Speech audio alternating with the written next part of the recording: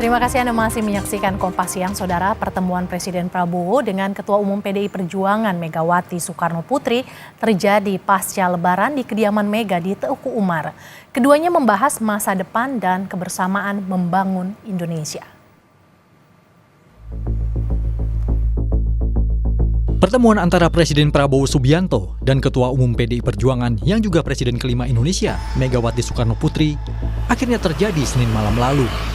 Ketua Harian DPP Partai Gerindra yang juga Wakil Ketua DPR RI, Sufmi Dasko Ahmad bilang keduanya bertemu di kediaman Megawati, Jalan Teuku Umar Menteng, Jakarta Pusat. Selain dalam rangka silaturahmi Idul Fitri, pertemuan kedua tokoh juga membahas masa depan Indonesia dan kebersamaan membangun bangsa. Pak, ini ada pertemuan malam memang ada pertemuan silaturahmi antara Pak Prabowo dan Bu Megawati di kediaman Bu Megawati di Teuku Umar, pertemuan silaturahmi dalam rangka Hari Raya Idul Fitri. Demikian. Tetapi yang pasti membicarakan bagaimana masa depan Indonesia dan bagaimana kebersamaan untuk membangun Indonesia ke depan. Pertemuan silaturahmi itu kan nggak ada masalah, mau di tempatnya Bu Mega, mau di mana, kan itu pertemuan sahabat boleh saja, nggak ada masalahnya bahwa Pak Prabowo kemudian datang ke Teuku Umar. Ada pertemuan empat mata tuh. Oh, itu pembicaraan lebih banyak empat mata sih, lebih bagaimana menghadapi situasi global yang pada saat ini juga banyak menempa negara-negara lain, dan kedua tokoh saling bertukar pikiran dan juga bertukar pengalaman, apalagi Ibu Mega kan juga berpengalaman juga memimpin Indonesia di waktu yang lalu, juga menghadapi saat-saat yang kurang lebih juga ada masa-masa krisis demikian. Apakah ada pembicaraan mengenai peluang PDIP bergabung ke pemerintahan? Saya nggak tahu, karena itu pertemuannya lebih banyak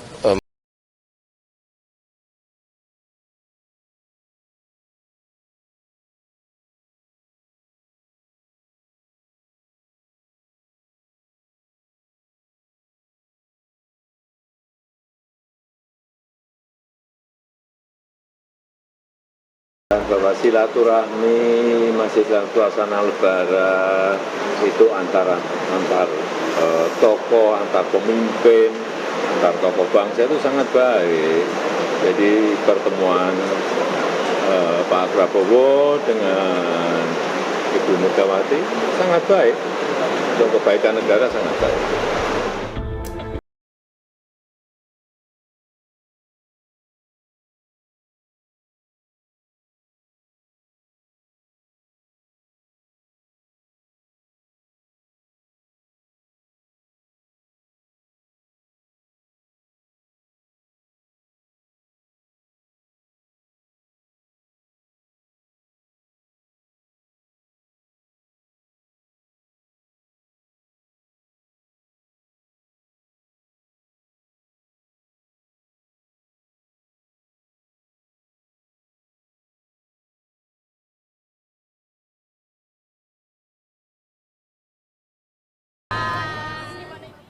Kita bahas soal pertemuan antara Presiden Prabowo Subianto dan Ketua Umum PDI Perjuangan Megawati Soekarno Putri bersama Direktur Eksekutif Indikator Politik Indonesia Burhanuddin Muhtadi. Selamat siang Mas Burhan, dengan Mercy di sini. Ya, Mercy. Mas Burhan, ada pertemuan antara Presiden Prabowo dan Megawati Soekarno Putri pada 7 April, Senin lalu. Secara kalkulasi politik, siapa yang paling diuntungkan dengan pertemuan ini, Mas Burhan? Memang dalam politik selalu ada kalkulasi untung rugi, tetapi pertemuan kali ini itu setidaknya dua belah pihak itu mendapatkan keuntungan. Pertama, dari sudut Ibu Mega, itu jelas kedatangan Pak Prabowo ke rumah Ibu Mega itu menandakan bargaining position Ibu Mega masih tinggi, karena seorang presiden yang sedang berkuasa itu ikhlas untuk datang menemui ketua umum yang notabene bukan bagian dari koalisi pemerintah. Yang kedua, jangan lupa bulan ini PDI Perjuangan punya hajatan kongres, dan Ibu Mega menjadi calon kuat yang akan dipilih sebagai ketua umum untuk sekian kalinya. Nah, kalau misalnya tidak ditemui oleh presiden, itu ada kekhawatiran ada elemen eksternal yang mengganggu skenario untuk terpilihnya kembali Ibu Mega sebagai ketua umum. Dan praktis dengan kedatangan Pak Prabowo ke Ibu Mega itu memperlancar proses Kongres yang kemungkinan akan kembali mendapuk Ibu Mega sebagai ketua umum. Nah, itu keuntungan dari sudut Ibu Mega dan PD Perjuangan. Nah, bagaimana dengan Pak Prabowo? Nah, bagaimanapun Ibu Mega adalah ketua umum partai pemenang pemilu 2024 di tingkat pileg.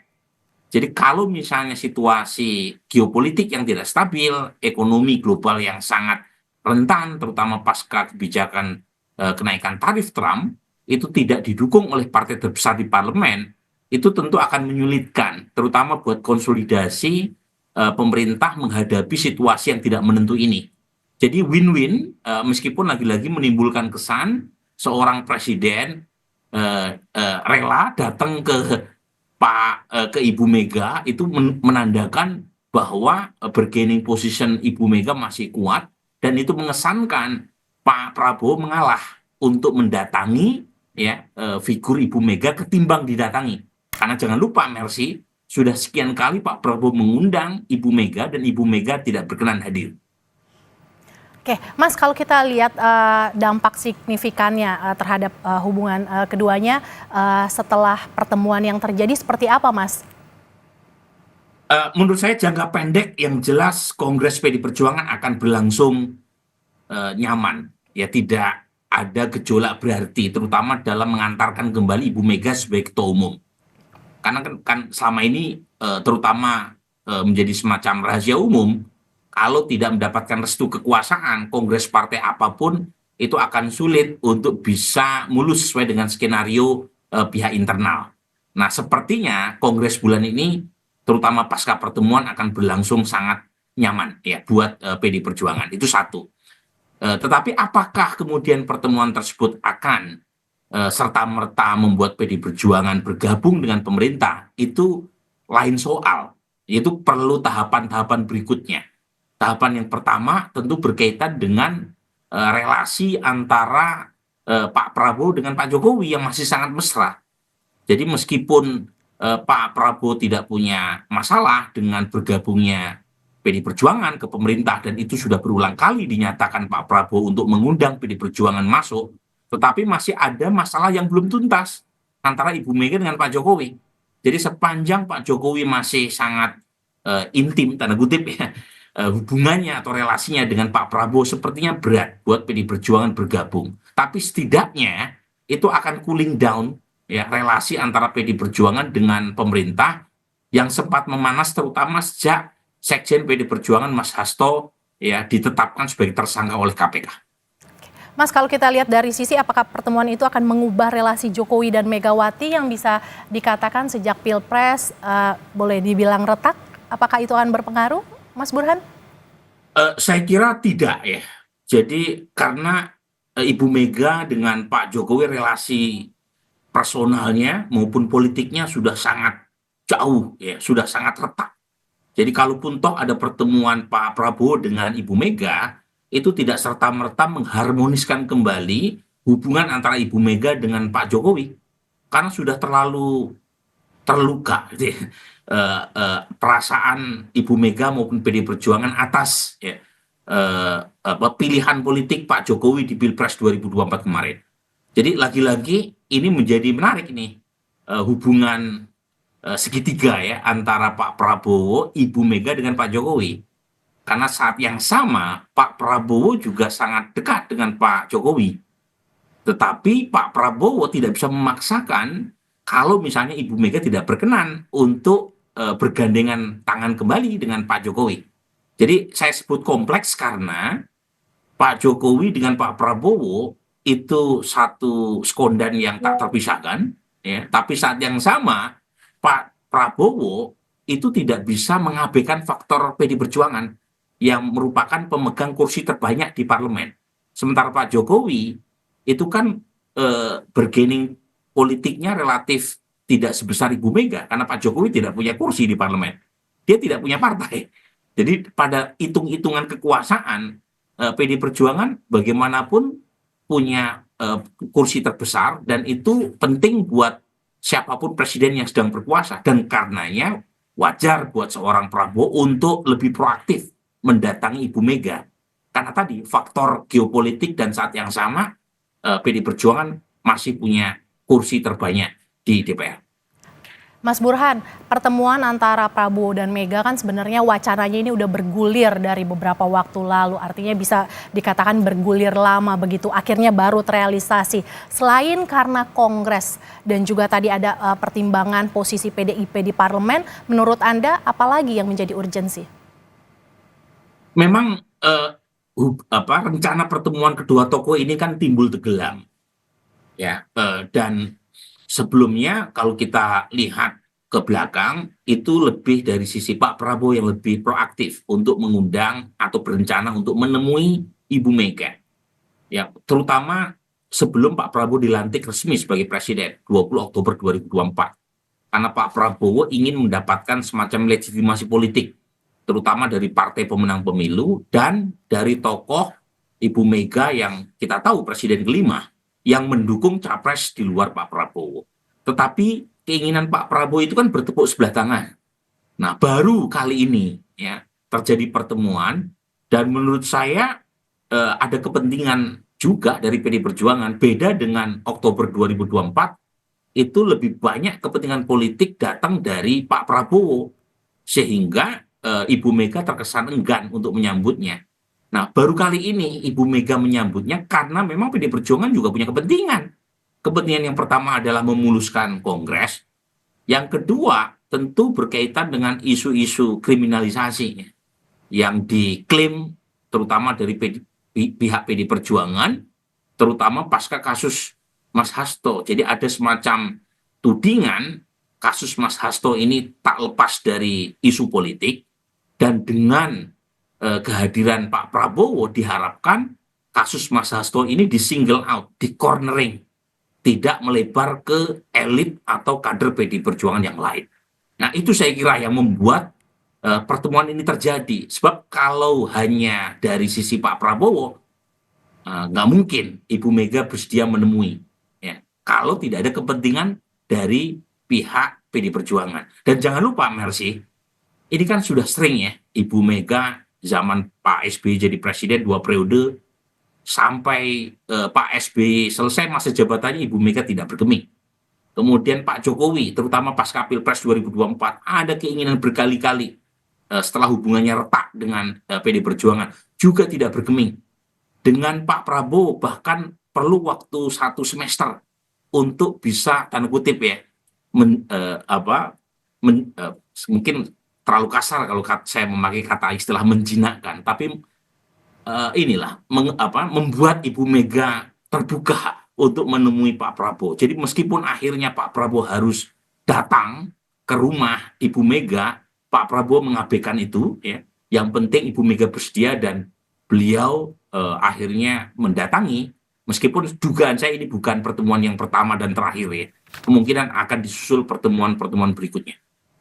Mas Burhan, tadi Anda sempat menyinggung persoalan Sekjen PDI Perjuangan.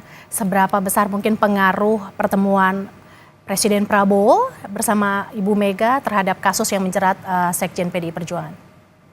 Nah, ini penting, terutama buat rule of law dan kehidupan demokrasi kita. Ya, jadi saya berharap betul pertemuan-pertemuan elit ini tidak mengganggu proses penegakan hukum. Jadi yang salah ya harus diproses. Ya, ini penting supaya proses penegakan hukum kita itu tidak direcoki oleh isu-isu politik.